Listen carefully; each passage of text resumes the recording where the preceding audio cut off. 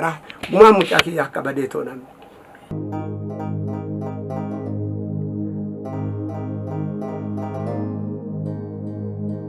Hidhee mucaa koo korokkodee akka fardaan sakaalee gombisee na jalaa ajjeese.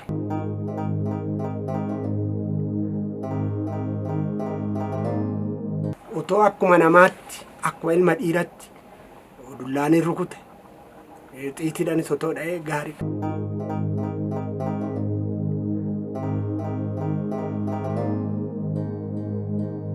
Ajjamaan afaan lama natti dubbate, afaan lama qofa natti dubbate gaaficha galgala.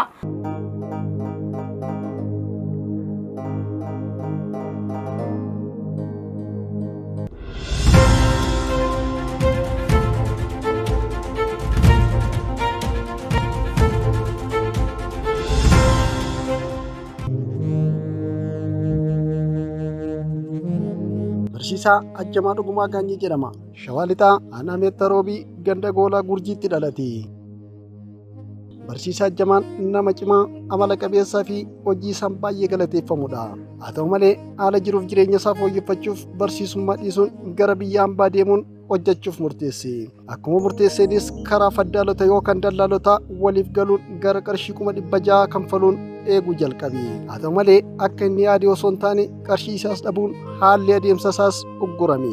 Haalli kun amma sirratutti hojii malee hin taa'u jechuun magaalaa Shaggar kutaa magaalaa Buraayyuu iddoo Gujjee jedhamutti warshaa peestaalaa seenuun hojjechaa osoo jiru ukkaanfamuun qarshii 50,000 gaafatame 17,000 maatiin erga dabarfamee fi booda ajjeesuun bishaan itti gatame.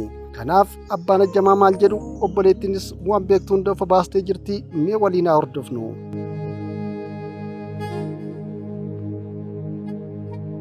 Dhugumaa Gaanyee Guddataan jedhama.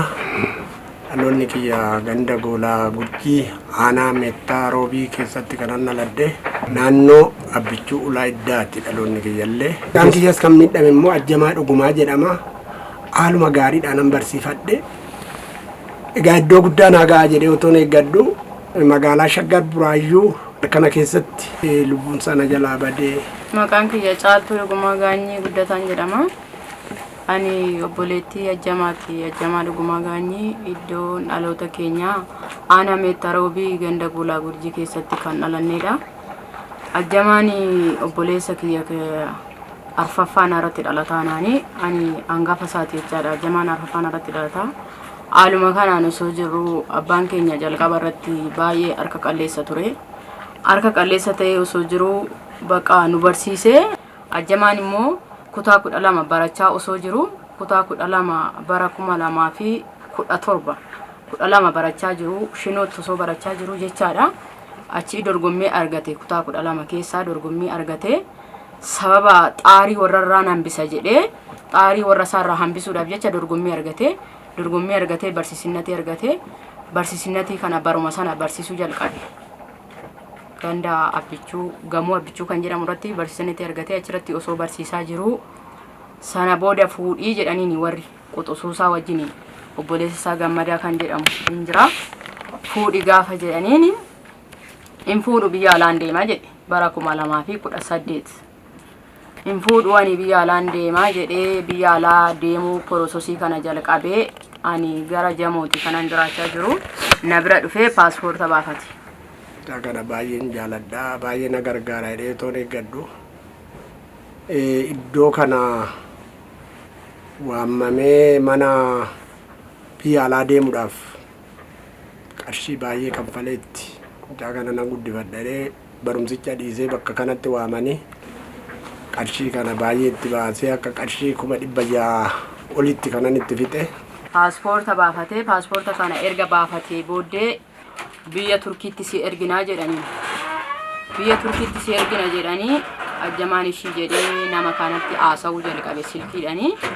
Achi booddee birrii erga irratti ergee booda barsiisinatii isaa kanarra osoo jiru bara 2018 kana jechaadha gara biyya Turkii baqaa biizan keessii dhufeera hin deemtaa qophaa'e jedhanii birrii naannoo 600 irraa nyaatanii jiru jechaadha jarri kuni. Guyyaa inni nan deema jedhee qabu.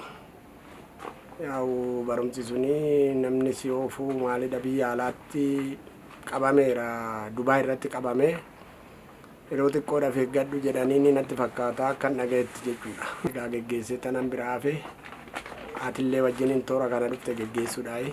Amma iddoo kanatti mucaan kiyya rifatee natti hin deebine anillee otoo galee nan jaaladha. Illee umurii kanaan dadhabaadha.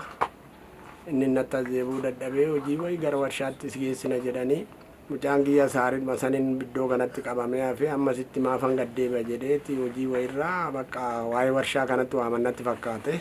Ji'a kurnaffaa waxabajjii jechaadha. Waxabajjii guyyaa 11 haadha dhalte wajjiniin muluu bayii kan jedhamtu wajjiniin deemmiidhaaf fuulduratti gaafa 17 deemtaa naannoo Finfinnee keessatti argame makiinaa qabnaa makiinaadhaan dhufnee si fuuna jedhaniin. Achi gaafa 17 kaata jedhaniini gaafa guyyaa 10 biyyaa kaanii haadha wajjiniin muluu bayii kan jedhamtu wajjiniin dhufanii na biratti galan. Achi booda guyyaa 3 turanii waarratanii bilbilanii birrii ergarraa sassaabbatanii booddee birrii na biratti sirgeefii ture birrii afee ergeefennaan baqa dallaalan keessan Dubaayitti kontiroobaandiidhaan qabameera guyyaa 3 feegaa jedhaniin. Gaafa kana jedhanii ishii jedhee guyyaa 3 ture. Guyyaa 3 erga ture booddee guyyaan 3 erga darbee aatiin galtee na biratti galtee achi booda jamaan ji'a tokkicha na bira taa'ee ji'a tokko na bira erga taa'ee booda hojii malee taa'uu hin danda'anii baqa gara biyyaattis deebi'een galu. Birrii hamma kanaa nyaatamee gara biyyaatti deebi'een galu. Hojii malees taa'uu hin danda'u si biraa deemeen hojii barbaaddadha naan jedhe. Achuma nan didee gaafa nani diduu hojii biyyattis waan bareef duras hojiirra ture nama hojiiti waan ta'eef hojii waan beekuuf hojii malee taa'uu dadhabee na dhokatee manaa bahe na biraa ani ollaan deeme na dhokatee uffata isaa fudhatee deeme gaafa nachi deebi'ee dhufuu isa manaa dhabnaan nan bilbilee naan hojiin dhaqee naan jedhe guyyaan isaa sanbata guddaadha gaafa guyyaa 14 na biraa ba'e hojii eessa dhaqxe jennaan gara Gujee kananii warshaa feestaalaa tooppii dugda duubaa achiin hojii wayii argadhee mana kiraa argadhee naan jedhe. Ishii bakka jabaadhu hojjedhu erga nan hojjedha jettee jabaadhu hojjedhu dhufee silaalaa achittiin jedheeni osoon kanumaan jiru anis hin dhufne har'a boruun ba'an jedha har'a boruun ba'a gaafan jedhu bakka kanumaan turreen ajjamaan gaafa guyyaa ji'a tokkoon na biraa ba'etti gaafa guyyaa 11 galgala qidaamee sanbata xiqqaa isa jedhamu jechaadha qidaamee galgala naa bilbilee qabameeraa naan jedhe eenyu si qabeessatti qabamtee naan birrii 50 naa galchii amma dafii jedhe. Ajjama sa'aatii tokko halkan keessa jechaadha. Ajjama sa'aatii kana birrii eessaan fuudhee si galchaa ennaan maaloo baqqalaatti irree naa bilbili yoo harka keetirraa dhabdee jedhe. Achumarraa maaliif si qaban immoo jennaanii nama himattee turte jedhanii kana dura nama hiisisteerta buraayyuu irratti naan jedhanii achumarraa nan boo'ee nan na'ee silkii isaati irratti bilbiluu wallaaletan abbaan manaa kiyya fuudhee ganaa silkicha irratti bilbilee hamma gaafan deebiseetti bilbiluu maaloo ganama sinii galcha birrii kanaani obboleetti isaatii isuma dhugaati ganama sinii galcha ennaani ayyee jedhee silkiin irratti cufate silkii ajjamaa kana jechaadha. Achi maal irratti sinii galcha moo ennaan akkaawuntii naa ergaa gaafan jedhuun akkaawuntii keenyan erginu kan ajjamaati irratti erginaan jedhan.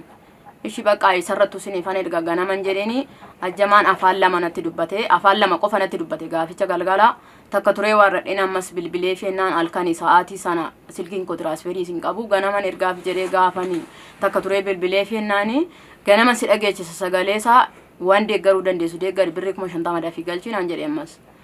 Achumaanan sa'aatii sanatti birrii waa xiqqoonnaa harka jirasi manni baankiis cufaadha gara itti deemee galchu wallaalee nanne bakka nan boo'ee nan gaddee halkan san boo'aan bulee hirribni nan qabne barii halkan nan ba'ee sa'aatii 10tti manaa ka'ee abbaa manaa kiyya jedhee mucaa wayiin jira ollaa keenya isa jennee halkan baanee halkan bilbilee gaafa dhufnu waajjira poolisiitti dhufne waajjira poolisii kanatti gaafa dhufne beeksisa beeksisne ergasii booda erga beeksisa beeksisne poolisoonni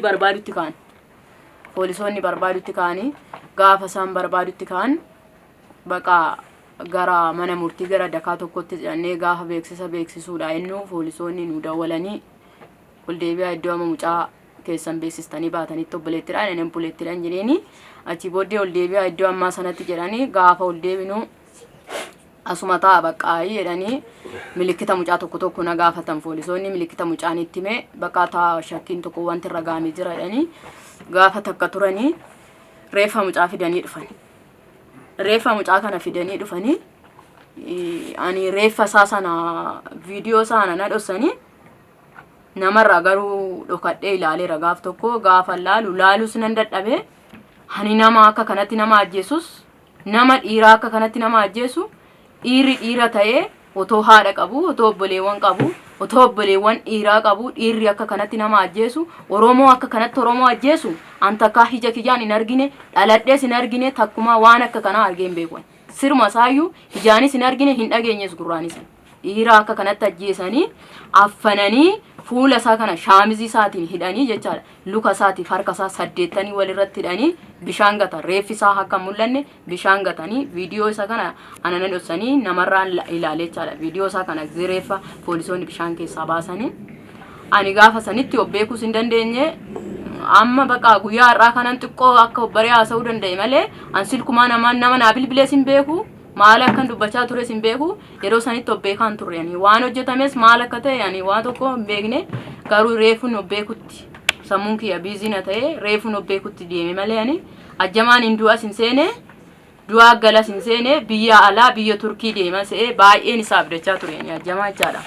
Obboleewwaniinis hollaadhanis ajjamaan nama baay'ee jaalatamaa nama amala qabeessa ture garuu immoo har'a immoo baqa namni qabeenya isaatiif haqa isaatiif jedhee karaatti saambisee isuma kanaaf mootummaan nama kana barbaadee eessaa akka dhokate eessaa akka jiru namni kun mootummaan akka nu qabu jenna kan biraa wanta hin jedhu qabu ani waa'ee ajjamaa waan hin jedhu qabu ajjamaan iddoo guddaan gaa jedhee fuudhuu hin dide garuu iddoo guddaan geenye karaatti hambisanii gumaan ajjamaa akka nu jalaan banne gumaan obboleessa kiyyaa kun akka hin banne ani mootummaatti adaraa kenne mootummaa biyya kanaatti Oromoon akka kanatti wal ajjeesuu isaatti ani mootummaatti adaraa of kenne. Haalan taanen otoo akkuma namaatti akkuma ilma dhiiratti dullaaniin rukute xiitiidhanis otoo dha'ee gaarii akka fardaatti haalan taanen haalan hin baratamne haalan beekamne hidhee mucaa koo korokkodee akka fardaatti sakaalee gombisee na jalaa ajjeese isa kana kan natti dhaga'ame adara yaa mootummaa adara mootummaa sittan kennu waaqa wajjina sitti kennu gumaan mucaa kiyya akka badee tooname anan malle haalan taane keessa hin jiru jireenyi koo natti hin taane horrafe natti hin ta'u yoo nyaadhe natti hin ta'u dhugu natti hin ta'u ani baay'ee isaa miidhamaa keessan ture gumaa mucaa kiyya yaa mootummaan nana akka naa barbaaddu.